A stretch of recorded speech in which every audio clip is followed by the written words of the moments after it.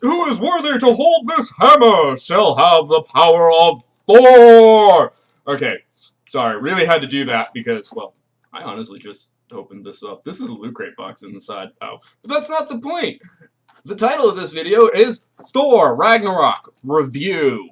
So, I just saw Thor Ragnarok yesterday, the Thursday before it comes out. Don't get me started on that whole thing. And, you know, I was really looking forward to this one. It felt like a Marvel movie that learned from, Guardians of the Galaxy 1, possibly also 2, of these movies should be fun, or at least that's what the trailers were conveying. Being fun, silly, go back to Marvel's roots of majority of the time we're here to entertain you, not to make you feel depressed, like comics are trying lately. Or, well, they're not really trying to make you feel depressed, they're trying to make things serious.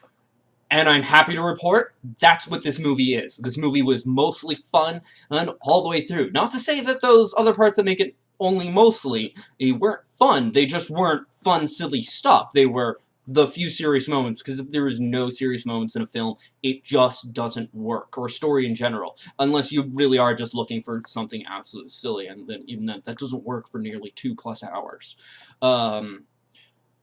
So, the movie starts off really well, and just gets right into where I thought would be the middle of the movie, and based on the trailers and stuff, and it just usurps expectations one after another. The movie is absolutely silly with still serious moments in it.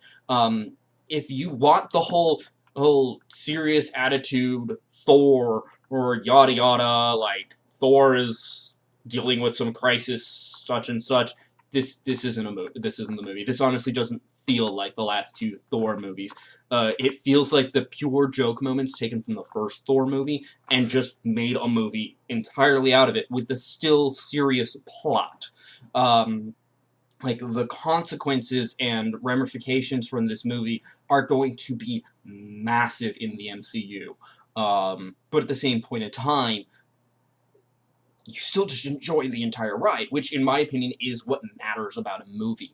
I'm sorry, but I'm trying not to spoil anything.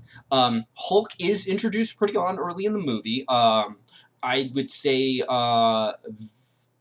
pretty much when he is introduced is just after the start of the second act. And the first act is really short, the second act is majority of the movie, and my only complaint about the movie is the third act. Not the third act itself, but the fact is the pacing gets really thrown for a loop when it jumps so clearly from the end of the first act, and no transition, literally like as if it was a George Lucas, scene cut transition and into the third. It's not that abrupt, but it definitely feels like it. There are some character evolutions within the movie. Both Thor and Loki do kind of evolve within themselves. Hulk shows that he's evolved. There is clearly just okay, here's the 2-year time gap has happened, but also, where the entire second act of the movie takes place, time is screwy. They make that very clear, and not how it is screwy. Not like, oh, it travels faster, it's like, time might not actually really be a thing there. Now, on to an important point, or at least I feel. This movie has made it very clear there will never be a World War Hulk movie. They make multiple references to it. Two of the members of Hulk's warband are in the movie as characters and are amazing, or at least the one that talks is, and the other one is honestly a welcome addition. The planet is Sakaar that the second act takes place on. There is no Red King, there is nothing, there is just the arena, and it is something else entirely. So it is really clear there will never be a World War Hulk, and while that saddens me, I'm glad that they paid homage to it. It's very much my opinion that I had for Civil War, where Civil War, as it was in the comics, will never happen, but there were many references to the comics, including that iconic moment of Tony's hand blasters bouncing off point blank, Cap's shield. And the movie slowing down just to emphasize on that visual. So, also, there are a lot of comic book references in this. There's even a reference to early Thor with the walking stick. It's something else entirely. But, like, the reference of the whole thing itself, and even how it transforms and everything.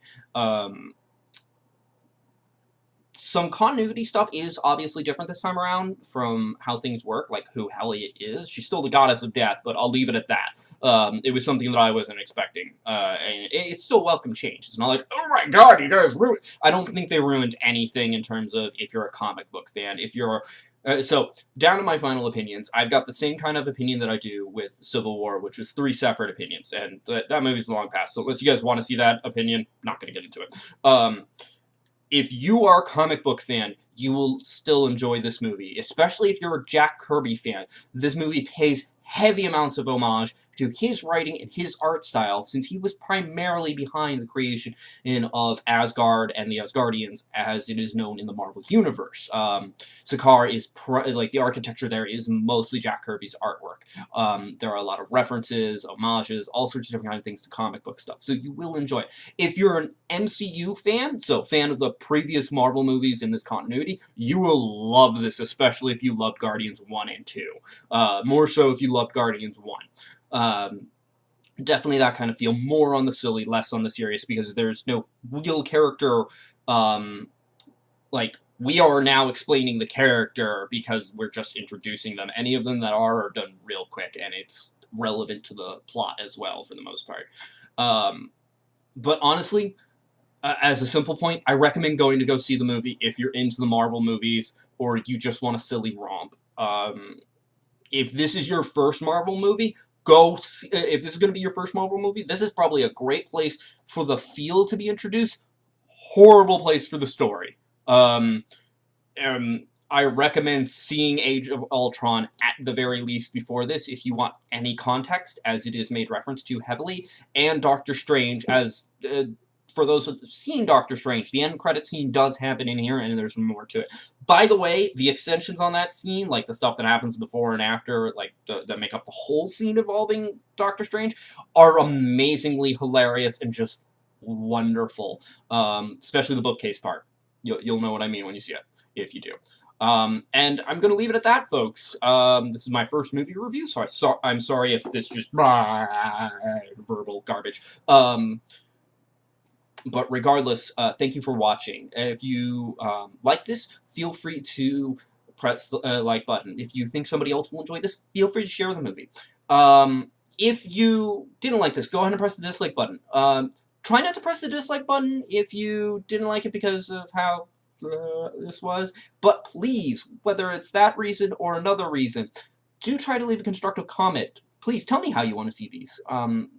Rather than me just rambling. Or if that's what you want, because as I also say, feel free to comment in general. And if you want to see more like this, be it my other reviews, my Let's Plays, or my unboxing videos, feel free to subscribe. Regardless, thank you for watching, and have a wonderful day. Mighty Thor! Smash. Goodbye.